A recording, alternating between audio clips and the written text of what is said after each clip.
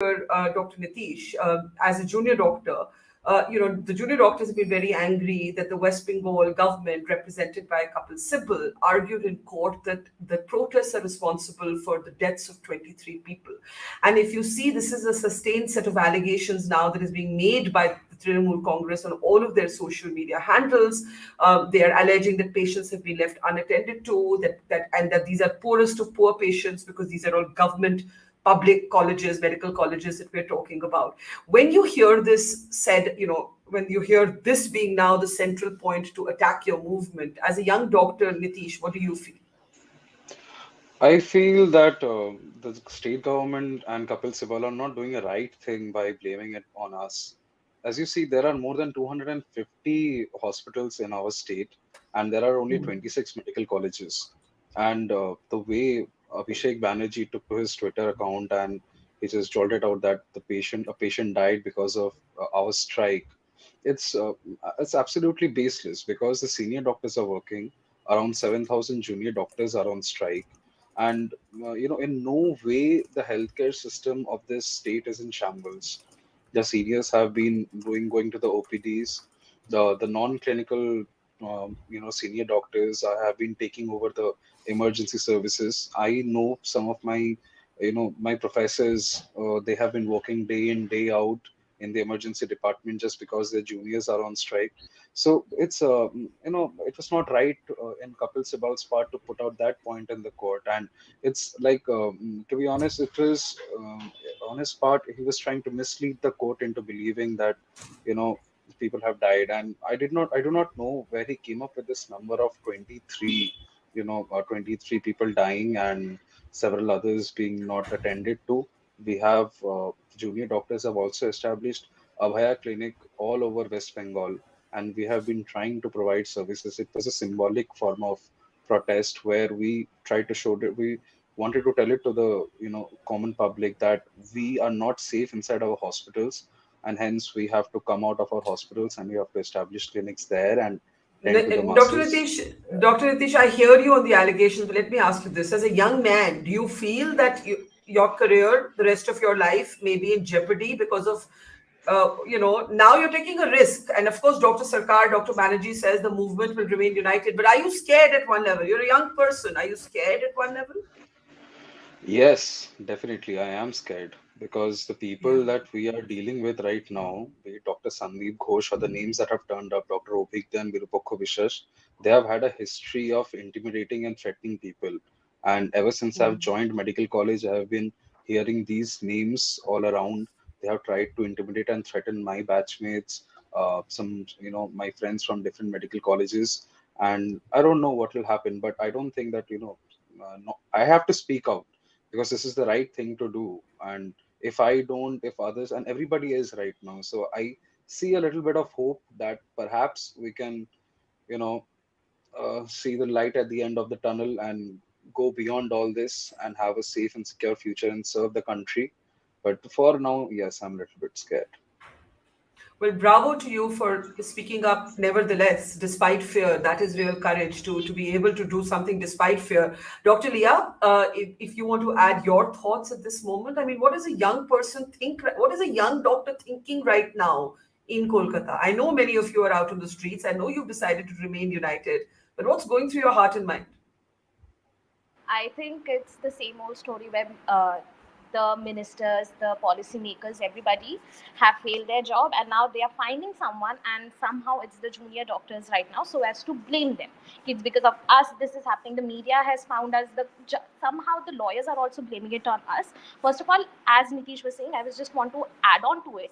There are 250 some colleges, only 26 medical colleges in which trainee doctors are there. That means the rest of the colleges are functional. There are multiple super specialty colleges in our state. The person who died, he was actually referred from a super specialty college itself. And there was no availability of a CT scan, a simple thing like a CT scan. That's why he was referred from a super specialty to RG and that's how the patient died, right? So my question is, how are you first of all just making buildings doesn't make a hospital. You need to have proper infrastructure, the proper equipments, the proper doctors need to be hired.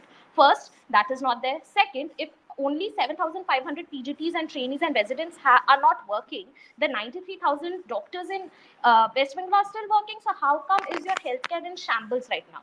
It cannot be. Either first you have to accept the fact that the healthcare system was already in shambles and now it's been exposed. It was already like a wood infested by termite, and now only we are seeing the actually what's happening inside. Otherwise you will have to you cannot be like you have to first give us the credit that we are the people running those hospitals. First acknowledge that, which they don't do. Second, when they are blaming us only for all these things happening, where is the statistics coming from? It's in medicine and in surgery, every other field. Mortality is part and parcel of treatment. We always counsel our patients that okay, you have come, but there's always a golden period after which if you come at the hospital, there's not a lot that a doctor can do, even with the best of the efforts, right? So even Yeah. did they this into consideration while coming up with that number? Do they have a comparison that now when the I protesting doctors are on strike, the number of deaths have increased, or how are they attributing? What so is the so logic I so want to so so understand? you feel the junior doctors have been vilified. Dr. Nobinita, is somebody who's not in West Bengal, you work in Delhi. The doctors elsewhere in India, after the Chief Justice urged doctors to go back to work, decided to sort of normalize things. Looking back now, what are doctors outside of Bengal thinking? I mean, what if there are disciplinary action taken against these doctors on the streets, Nobinita? Thank you, Barkha, for inviting me. I was absolutely angry from inside because I could feel the pain of a junior doctor. Not so long ago, we were all junior doctors in different government hospitals. And when you know that something terribly wrong has happened, investigations totally botched up. Government of West Bengal paying huge amount of taxpayers' money through Kapil Sibal against a hapless bunch of doctors and the people of West Bengal. And finally, this is what we see, that my lord gives this diktat to the hapless doctors protesting that you go back to work because the patients are suffering. I mean, the country is suffering. Isn't the country suffering? What is the judiciary doing about it? As this young Dr. Leah just said, we do not have infrastructure in the peripheries. Anyway, poor people are dying. They're dying because of lack of infrastructure. They're dying because things are not in place where the people who are supposed to put them in place. Doctors are just a part of the system. So when when the final word comes from the Supreme Court that you doctors go back to work, while we will take our own sweet time to find the perpetrators of this crime, it's ridiculous because I do not want to be disrespectful because of the position he holds, but he should have had more heart before saying such a thing, because obviously thousands and thousands of doctors of Kolkata and West Bengal are not protesting just for the heck of it. Why are they on the street? People don't take NEET exams to walk on the street and protest and scream. We are not Yeah. unemployed youth that we are just doing because we don't have better things to do. They are doing it because there's a very just reason. And for such a thing, instead of giving them some hope that, look, we are going to get to the bottom of it, give us a little more time, that would be a better way to deal than just telling them go back to work. Otherwise, the government can take actions against you. Of course, the government can take actions. They are powerful. We know that. But that's not the Yeah. way to deal with the doctors. Can I ask you, Dr. Nitish, that had the Chief Justice said the same thing, along with maybe an instruction to the West Bengal government, let the police commissioner go on leave, let him resign. The Calcutta High Court did intervene to terminate Sandeep Ghosh, just to give an example. So the Supreme Court could have had an interim instruction that as of now, the police commissioner, there are too many questions. I'm just giving an example.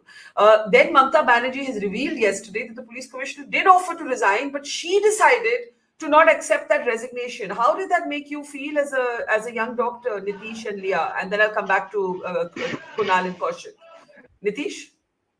A clear indication that some sort of syndicate is going on between the CP of Kolkata and the TMC ruling party. Just like when Sandeep Ghosh, when the entire incident happened on 9th of August, and Sandeep Ghosh offered his resignation after multiple calls of it, and our chief minister did not take up that resignation letter and just transferred him to another college as a principal. The same thing is happening again, and it's clearly indicating that there's some kind of a nexus, and there has been clear evidence of so there has been clear evidence tampering. The Supreme Court has also taken note of it. There was a delay in filing the FIR of 14 hours, and that the postmortem challan, such an important document, is missing from the CBI's hands and all. So this is a clear indication that something, something is going on, something is deep down inside, it's boiling, and we have no idea. But if the Supreme Court would have asked the CP to go on leave, I think that would be just another step towards justice, but not what we would have wanted at the end. We want the culprits to be arrested and perhaps hanged to death. I It's know, very but it would have disheartening to see. been, a more it would have been something to start with. My point is that it would have been something. I think Leah's wanting to come in Yeah, there. Leah, I'm coming to yes. you, Dr. Banerjee. Give me a second, Dr. Leah. Yes, actually, when if this commissioner of police was asked to resign or to be on leave, it would have given us some hope that okay, we are going in the right direction. But the fact that the chief minister of West Bengal went on to say ki হয়ে গেছে অনেক প্রতিবাদ এখন তুমি উৎসবে ফেরো, which means that return to the festivities because Durga Puja is coming up, it just somehow makes me feel that life of a human being, of a doctor, is that like death or rape and murder is actually equivalent to maybe a dog or a cat being killed on the street. It's actually like that. Her attitude has been like that. So my point is, it's just think about it. When you are grieving, when you're protesting, are you in the mood for festivities? So how ridiculous, how it just goes on to show how shallow the topic is for her, how inconsiderate she is, how it's not a topic of importance for her to go around so casually and callously make such statements without thinking. It just shows her attitude to the problem. And I think the steps that should be taken is very important. They are saying that okay, Durga Puja is coming, the new commissioner might come, it will take 6 months for the person to get habituated, but that is the city any which way in the mood of festivities? First, you need to understand that all the Durga Puja committees have actually refused the money that is given to these committees. They have refused it. They are like, we don't need this money. Go and invest that money on building the infrastructure, bettering our hospitals. So, if you talk about the general public, they are with us. They want like we don't want this lip service or whatever of that sort. They understand what is the problem, the root problem. It's the attitude with which we have been dealt with for such a long time. And Yeah, yes, I do believe that had the Trinamool Congress in the beginning not jumped to protect Sandeep Ghosh, had the police chief been sacked right after the vandalism on RG Kaur, we perhaps would not have been in this situation that we're in. Dr. Banerjee, Kaushik Banerjee, do go ahead. You wanted to come in. So. This may be something that I haven't understood very well, or it may be indicating towards, call it a nexus. I felt that in the initial phases when the Supreme Court talked about the concern about the security of doctors, it did talk about providing security, and which resultant to which was the involvement of the central forces in Ajikor. And then yesterday, I think it was yesterday, when the conversation again came up, the court definitely asked of Mr. Sybil that give us specifics as to what has been done for the security, not what is planned, but what has been done. But even when it was recognized that nothing really has been done, I fail to see the relevance of that statement that, okay, fine, nothing has been done, but you can still go to work. How does that actually work out? Is there something deeper going on there? Let me take this to Dr. Sarkar. Dr. Sarkar, you were on this program yesterday when a Trinamool Congress politician and a senior lawyer both felt that doctors or medicine is a profession, where you cannot stop services. Now the junior doctors are arguing that they're doing the best they can for medical services not to be hit. You heard the data from both Nitish and Leah. But this comes up again and again. Should doctors even have the right to protest? That's the moral question. On the specific question, and I'm not asking this, I'm saying you were on the program, so some people are raising this today. I believe that if doctors hadn't come out on the streets, this would not have been a national issue, and the Supreme Court would never have taken it up suo moto. And that's the irony, that the court that is asking the doctors to go back to work today would never have even taken up this issue had the doctors not been out on the streets. That is the irony that we must actually accept. But to you, Dr. Sarkar, you were the first to point out that the Kolkata police is not present in the Supreme Court to answer the questions that the bench is asking. That is the extraordinary thing. Where is the police? Where is the police's answerability in this? Dr. Sarkar, do go ahead. Barkha, just a couple of points. It is very painful to see bad debating accompanied by being worse data, as we saw in the Supreme Court yesterday, because they were discussing 23 deaths in West Bengal. Every death is sad. To a doctor, every death we fight for and is potentially avoidable. In a day, in West Bengal, the death rate in India per day is little less than 50,000 people die every day. And that, in terms of West Bengal's population, is about 5,000 people die every day in West Bengal. That's our daily mortality rate.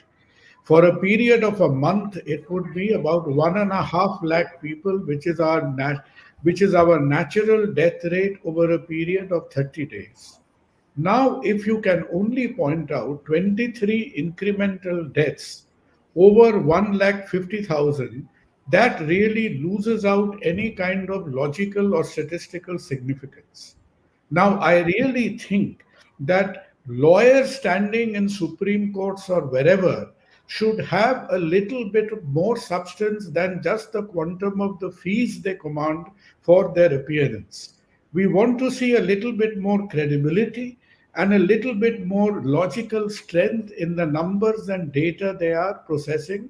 Otherwise, they just become echo chambers for the bad quality information fed to them by the politicians. Point number one: atrocious, horrible, facile, puerile data. Point number one.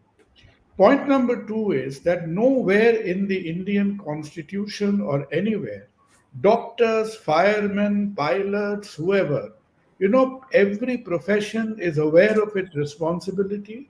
You only come to such action in extremis when you cannot take any more.